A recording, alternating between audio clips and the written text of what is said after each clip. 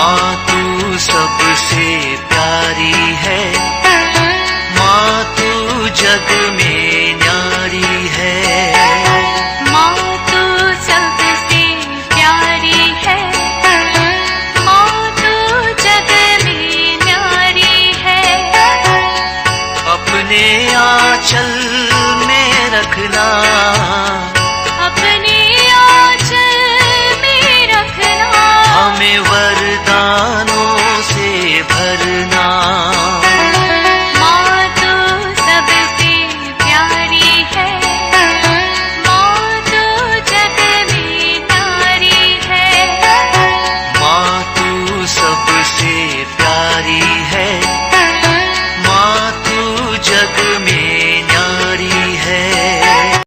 Mr. Rajan Samuel, a great missionary in Hindi heartland, first class with distinction.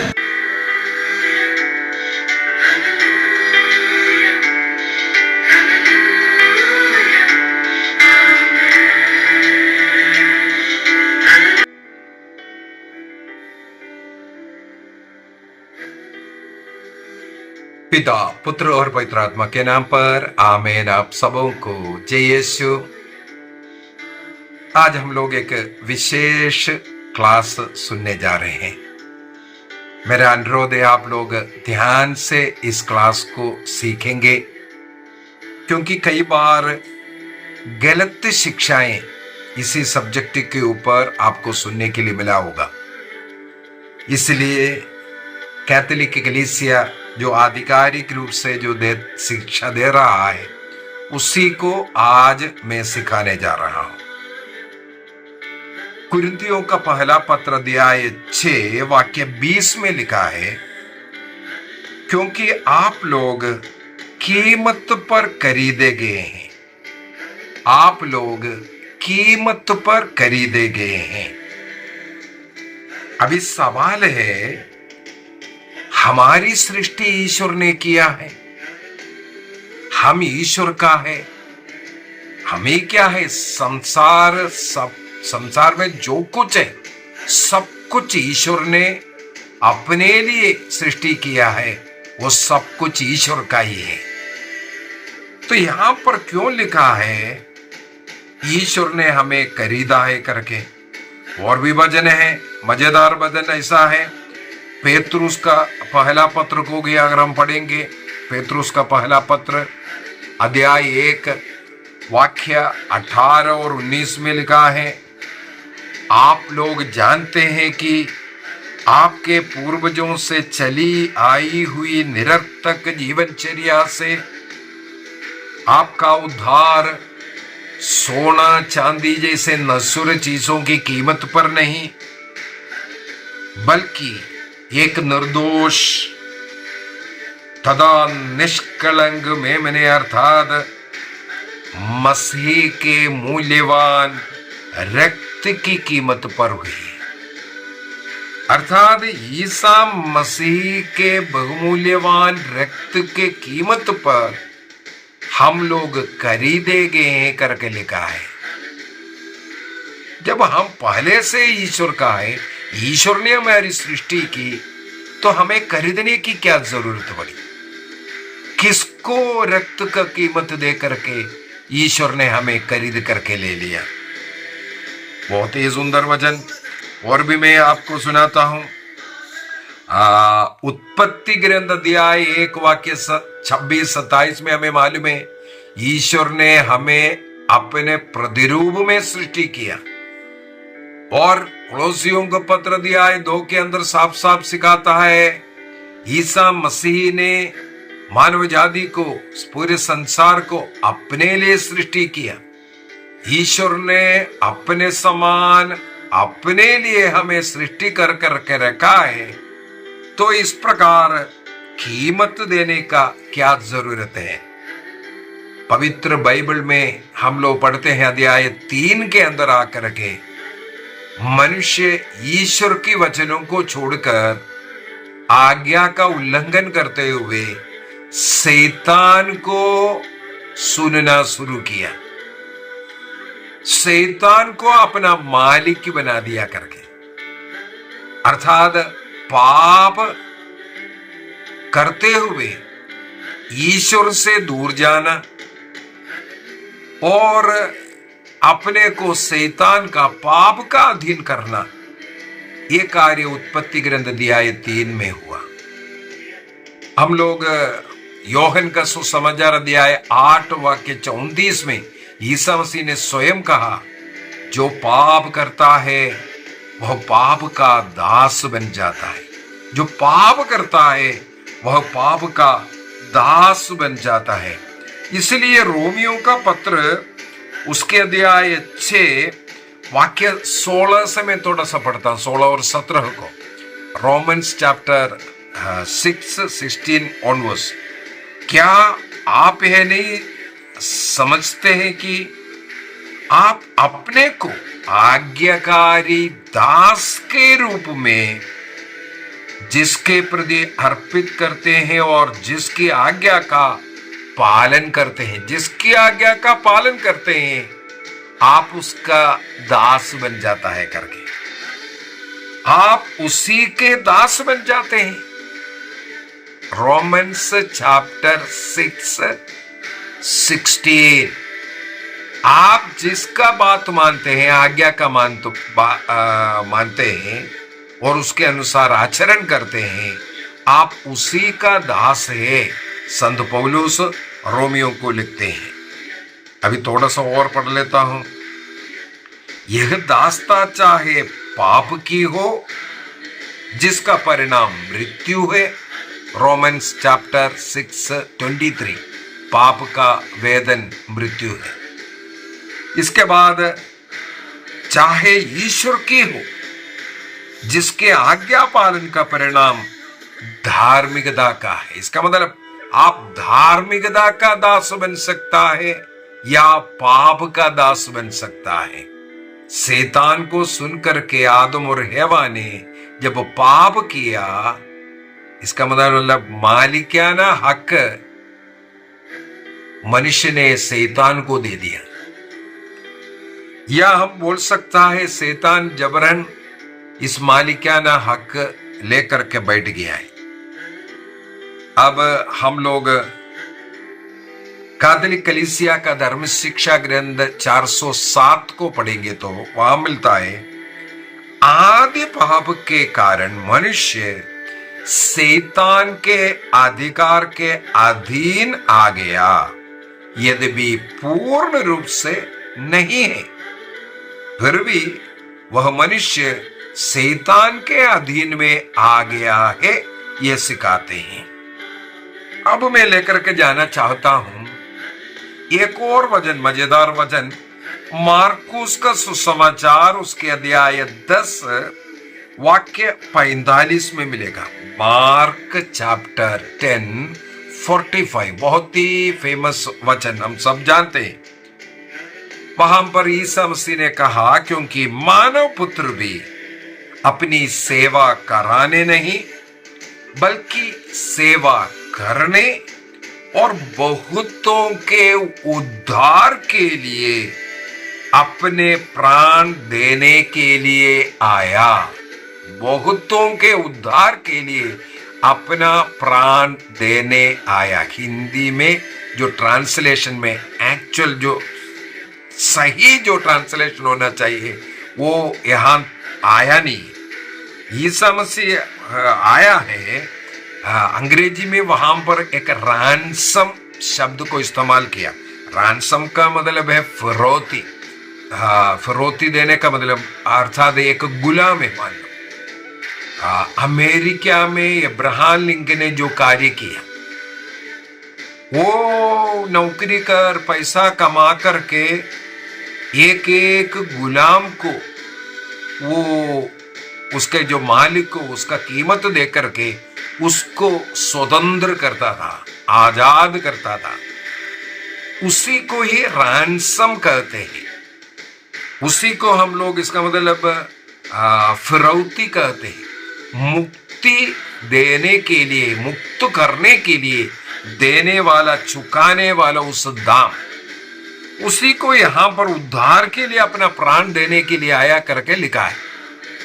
अर्थात पाप के गुलाम हम बनकर के बैठा हुआ है, शैतान का गुलाम बनकर के हम बैठा है। इसका मतलब उसका कीमत देना पड़ेगा। वो कीमत उसी को ही यहां पर उद्धार के लिए, प्राण देने के लिए आया, ये लिखा है। एक्चुअल शब्द है वहां पर रैंसम अंग्रेजी में, या हम लोग बोल सकता है फिरौती या मुक्ति दंड देने के लिए ईसा मसीह का रक्त अमूल्य रक्त है। इतना अमूल्य रक्त का कीमत ईसा मसीह ने जो फिरौती के रूप में, रैंसम के रूप में वह दिया है। कैथोलिक कलीसिया का धर्म शिक्षा ग्रंथ यहां पर भी सिखाते हैं 601 में 601 में ईसा मसीह का लहू बहुतों के लिए उन्होंने बहाया है, पाप के दास्ता से मुक्ति देने के लिए, उसका कीमत के रूप में, पाप के दास्ता से मुक्त कराने के लिए उसका जो फिरौती के रूप में, मुक्तिदन के रूप में क्रिस्त ने अपना रक्त बहाया। मैं इससे पूर्व में ईसा मसीह को क्यों मरना पड़ा, क्यों रक्त बहाना पड़ा, इसका एक क्लास अलग लिया था। उसी के अंदर बोला था पाप का वेदन मृत्यु है।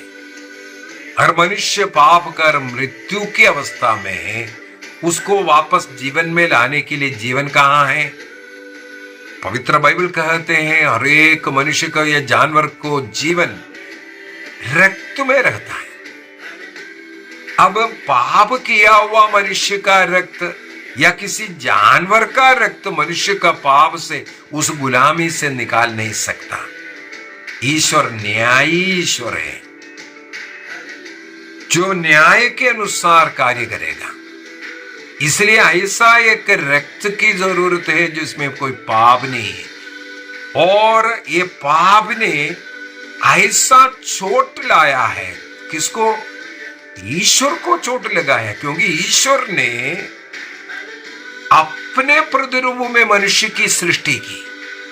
जब मनुष्य ईश्वर से दूर जाता है पाप करते हुए, पाप का गुलाम बन रहा है, पाप का दास्ता में आ गया, तब ईश्वर को बहुत ज्यादा चोटिल किया।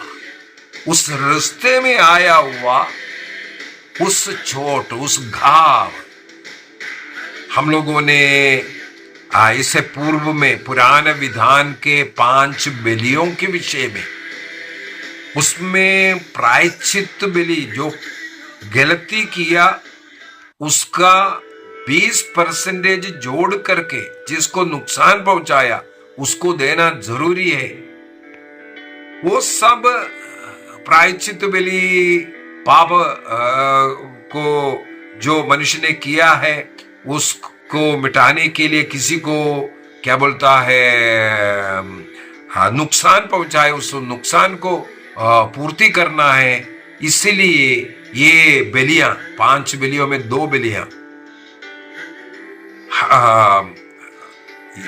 लेवी ग्रंथ अध्याय 16 के अंदर योम किप्पुर पर्व इसी के लिए है, प्रायश्चित बलि अर्पित कर रहा है। हमने जो पाप किया और दूसरों को जो ठेस पहुंचाया, उस नुकसान को भरपूर करना है, पूर्ति करना है, इसके लिए। और मैंने 5 बलि के विषय में बोला था, ये 5 बलि ईसा मसीह के क्रूस बलि के साथ जोड़ करके हमें देखना है, क्योंकि ये बलि नियम पूरा क्रिस्त के क्रूस बलि के अनुसार ये बलि का नियम बनाया था। अर्थात एक्चुअल फिरौती किसने दिया? ईसा मसीह ने कलवारी पर देने के कारण यहां पर जो बलियां अर्पित कर रहा है, उसके फलों के द्वारा यहां पाप मुक्ति मिल रहा है। और मैंने एक क्लास के अंदर ये भी बोल करके दिया था, जो पुराना विधान का जो भी बलियां है, पाप को जड़ से उखाड़ करके फेंकता नहीं है, पाप से मुक्ति नहीं मिलता है, बल्कि केवल पाप को ढक कर रख रहा है ताकि क्रिस्त के बलि के द्वारा उसे मुक्ति मिले। इसका मतलब पाप ईश्वर को चोट किया, नुकसान पहुंचाया। इसका मतलब फिरौती किसको देना चाहिए? इसीलिए योहन का सुसमाचार उसके अध्याय 3 वाक्य 16 के अंदर हम लोग पढ़ते हैं, प्रभु ईश्वर ने इस संसार को इतना अधिक प्यार किया कि उसने उसके लिए अपने इकलौते पुत्र को अर्पित किया, जिससे जो कोई क्रिस्त में विश्वास करता है उसका सर्वनाश ना हो बल्कि अनंत जीवन प्राप्त करे। ईश्वर ने अपने पुत्र को संसार में इसलिए नहीं भेजा कि वह संसार को दोषी ठहराए, उसने इसलिए भेजा कि संसार उसके द्वारा मुक्ति प्राप्त करे। इसका मतलब क्रिस्त को संसार में मनुष्य बनकर के इसलिए आना पड़ा, ईश्वर मनुष्य बनकर के इसलिए आया, एक बहुमूल्यवान रक्त बहाकर उस रक्त की कीमत पर मनुष्य के लिए छुड़ौती वाला, उधर से छुड़ाने वाला वो रकम, मुक्ति देने वाला वो रकम, उस रक्त के कीमत पर, क्योंकि रक्त में जीवन भी है। अभी सवाल है, मनुष्य ने पाप कर शैतान के अधीन हो गया। अनेकों लोग ये सिखाते हैं कि ये जो फिरौती दिया है शैतान को दिया है करके। ये इतना ईश निंदा का पाप मैं बोलूंगा, ये बहुत गलत शिक्षा है। ये फिरौती, ये रक्त बहाना, ये बलि अर्पित होना, ये शैतान के लिए नहीं है। मैंने हाल ही में एक और क्लास लेकर के कहा था, योम किपुर पर्व में एक मेमने के ऊपर सिर पर हाथ रख करके पापों को स्वीकार करते, उसके सिर पर पापों को डाला, उसको विजन प्रदेश में भेजता है। कई लोग बोलते हैं वो शैतान के लिए भेजा है। नहीं, विजन प्रदेश में जाने वाला, मैंने उस क्लास के अंदर बोला, वो ईसा मसीह का चिन्ह है। 2 रूप है, एक बलि अर्पित करने वाला कलवारी में बलि, इसके बाद पापों को अपने ऊपर उठा करके विजन प्रदेश में जाने वाला। इसलिए योहन बपतिस्ता ने ईसा मसीह को देकर के कहा, देखो यह ईश्वर का मेमना जो संसार का पाप हर लेता है, ईश्वर का मेमना जो विजन प्रदेश से आ रहा है मानव जाति के पापों को अपने ऊपर उठाकर। इसके मतलब वो दोनों बकरा ईसा मसीह का प्रतीक था, चिन्ह था, शैतान के लिए नहीं था। इसी प्रकार यहां पर क्रिस्त का रक्त, ये कीमत शैतान को दे करके मानव जाति को छुड़ाया, खरीद लिया। ये सिखाना, ये विश्वास करना, ऐसा सोचना, ये पाप है। अभी ध्यान से सुनना, मनुष्य ने पाप कर ईश्वर से दूर हुआ, शैतान का बात माना, शैतान का अधीन हो गया, पाप किया, पाप का अधीन हो गया। अभी शैतान मनुष्य का बॉस नहीं है, ईश्वर ही मनुष्य का बॉस है। वो पापी मनुष्य के ऊपर जबरन बॉस बनकर के बैठा है। मनुष्य का बॉस ईश्वर ही है।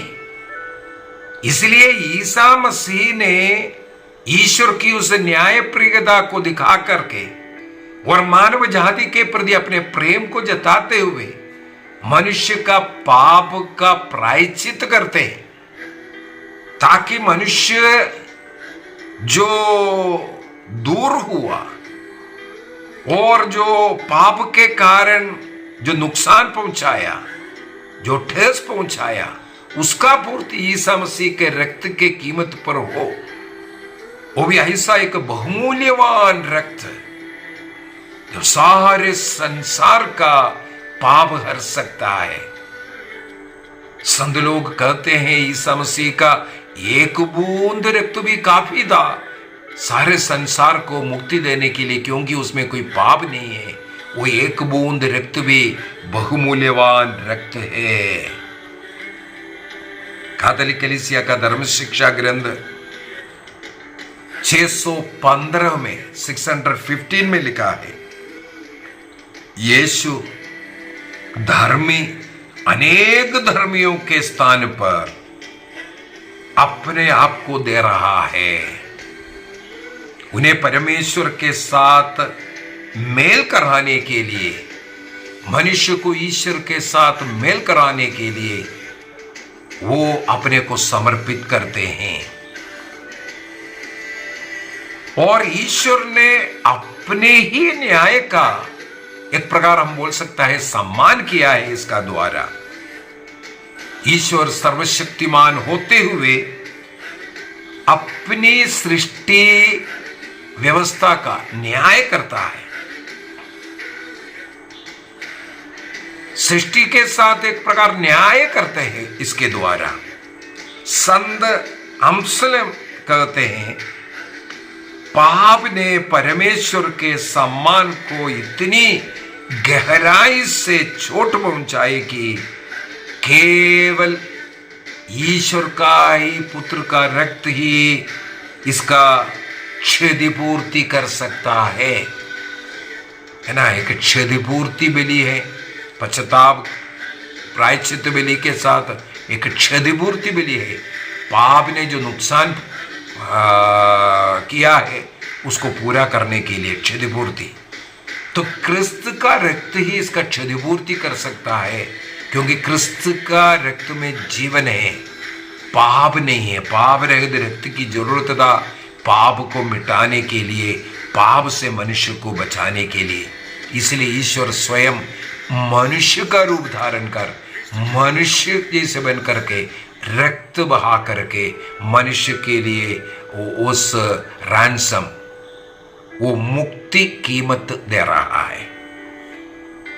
इसका मतलब ये खरीद लिया, ईसा मसीह ने अपने रक्त की कीमत पर खरीदा। ये सब जो लिखना,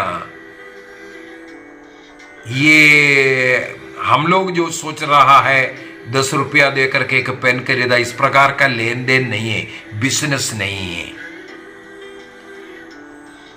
बल्कि परमेश्वर ने अपना ही न्याय व्यवस्था को और ईश्वरीय प्रेम को दर्शाने का एक तरीका मात्र था। इसके लिए केवल एक रूपक के माफी के ये शब्द का इस्तेमाल किया गया, खरीदा गया करके। किसी भी बाहरी शक्ति को, किसी थर्ड पर्सन को अर्थात शैतान को ईश्वर ने रक्त का कीमत नहीं दिया। शैतान को हराने के लिए, शैतान को भगाने के लिए प्रभु ने वो रक्त नहीं बहाया। उसका कीमत पाप से मनुष्य को बचाने के लिए, मनुष्य ने पाप के कारण जो नुकसान पहुंचाया उस नुकसान का वो क्षतिपूर्ति को करने के लिए इस रक्त को बहाया। संत ग्रेगरी बहुत ही अच्छा एक सवाल उठाते हैं। यही सवाल, ईश्वर ने रक्त की कीमत पर इसका मतलब किसको दिया करके। इसके बाद वो स्वयं कहते हैं शैतान को कभी नहीं दिया, क्योंकि उसका कोई अधिकार ही नहीं है। ना मनुष्य का अधिकारी बनकर के ईश्वर ने उनको अधिकार दिया हो, या मनुष्य पाप किया इसलिए उसको पूर्ण अधिकार मनुष्य के ऊपर मिल गया हो। ये वो स्वयं मतलब घुसपैठी बन करके आया है, कृष्ण ने उनको केवल भगाया है। उसको कीमत देने की जरूरत नहीं है। संत ग्रेगरी साफ साफ यहां पर बता करके देता है शैतान का कोई अधिकार नहीं है, वो कोई दावा भी नहीं किया है। कहां दावा किया है? बाइबल में कहीं दावा किया है उसका कीमत दे दो? नहीं, बल्कि ईश्वर ने, परमेश्वर ने स्वयं अपनी न्याय व्यवस्था को और अपना प्रेम की उस पूर्णता को इसके द्वारा प्रकट किया है। इसका मतलब खरीदारी किया है, नुकसान किसको पहुंचा? ईश्वर को नुकसान, हमारा पाप ईश्वर को ठेस पहुंचा था। इसका मतलब क्षतिपूर्ति किसको होना चाहिए? ईश्वर के लिए होना चाहिए।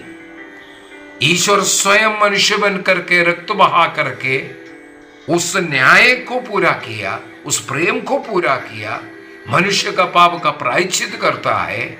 इस प्रकार मनुष्य को पुनः ईश्वर के साथ जोड़ता है और वो क्षतिपूर्ति वो ईश्वर के लिए था, हम ये बोल सकता है। अर्थात यूहन्ना का सुसमाचार अध्याय 3:16 में जैसे हमने पढ़ करके सुना, ईश्वर ने ईसा मसीह को इसलिए भेजा ताकि मनुष्य को अपने उस बलि के द्वारा मुक्ति दिलाए।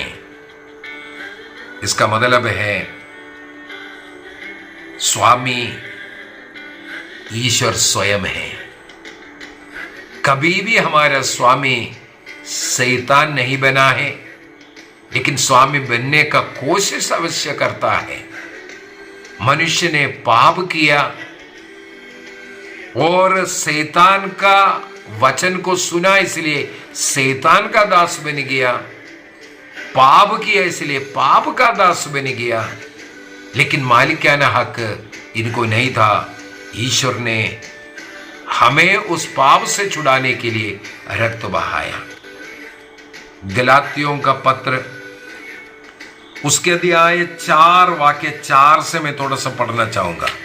गलातियों का पत्र, वहां पर भी संत पौलुस बहुत ही सुंदर तरीके से हम लोगों को कुछ सत्य बात सिखा रहा है। किंतु समय पूरा हो जाने पर ईश्वर ने अपने पुत्र को भेजा। वही एक नारी में उत्पन्न हुई और संहिता के अधीन रहे, जिससे वह संहिता के अधीन रहने वालों को छुड़ा सके और हम ईश्वर के दत्तक पुत्र बन जाए। हमें खरीद लिया, अब हम पुत्र बन गया है। आप लोग पुत्र ही है। इसका प्रमाण यही है कि ईश्वर ने हमारे हृदय में अपने पुत्र का आत्मा भेजा है, जो पुकार सकता कर कहता है आबा पिता। इसलिए अब आप दास नहीं, बल्कि आप ईश्वर का पुत्र है। और पुत्र होने के नाते आप ईश्वर की कृपा से विरासत के अधिकारी भी है। बहुत ही सुंदर तरीके से संत पौलुस गलातियों को लिखते हुए ये कहते हैं। अर्थात जब हम बपतिस्मा ग्रहण करते हैं, ध्यान से सुनो, जब हम बपतिस्मा ग्रहण करते हैं तब हम ईश्वर का पुत्र बनता है। जब हम बपतिस्मा ग्रहण करते हैं उस समय पर हमारा पाप पूर्ण रूप से धो करके हमें शुद्ध करके ईश्वर के साथ मेल करता है, ईश्वर का शरीर का अंग बन जाते हैं। इस प्रकार हम ईश्वर का संतान बनते हैं, पुत्र बनते हैं। तो बपतिस्मा हमें इस पाप की दास्ता से, गुलामी से मुक्त कर क्रिस्त का संतान बनाने का कार्य करता है। अभी हमें क्या करना है? हम कीमत पर, क्रिस्त के रक्त की कीमत पर खरीद कर ईश्वर का संतान पुनः बनाए गए हैं। यदि हम एक छोटा सा पाप भी करते हैं, अब ईश्वर को कितना अधिक दुख लगेगा। पहले जो आदि पाप के कारण क्रिस्त को रक्त बहाकर, पीड़ा सहन कर, मर कर हमारे पाप का प्रायश्चित करना पड़ा, और बपतिस्मा के द्वारा हम उसका फल प्राप्त करते हैं। यदि हम बपतिस्मा ग्रहण करने वाले फिर से पाप करेगा तो ईश्वर के लिए बहुत ज्यादा दुख की बात है। क्रिस्त ने अपने शरीर में सहन किया, मर करके हमें बचाया, इसके बाद भी हम क्रिस्त को, ईश्वर को दुख देने वाला कार्य है। इसलिए हमें एक निर्णय करना है, पाप से दूर रहना, पाप से दूर रहकर क्रिस्त से जुड़े रहकर प्रभु का शरीर का अंग बनकर, उस कलीसिया का अंग बनकर और दैनिक मिस्सा बलिदान में जाकर प्रभु को ग्रहण करेंगे, प्रभु का शरीर रक्त को ग्रहण कर उस आनंद जीवन में, उस आनंद मुक्ति के उस जीवन में हम प्रवेश कर जीवन जिएंगे। पवित्रता का, भक्ति का, प्रार्थना का जीवन जीने का हम प्रयत्न करेंगे। आइए हम अपनी आंखें बंद करें और एक निर्णय करें। क्रिस्त ने अपने बहुमूल्य रक्त की कीमत पर हमें पाप के दास्ता से, शैतान की दास्ता से छुड़ाया।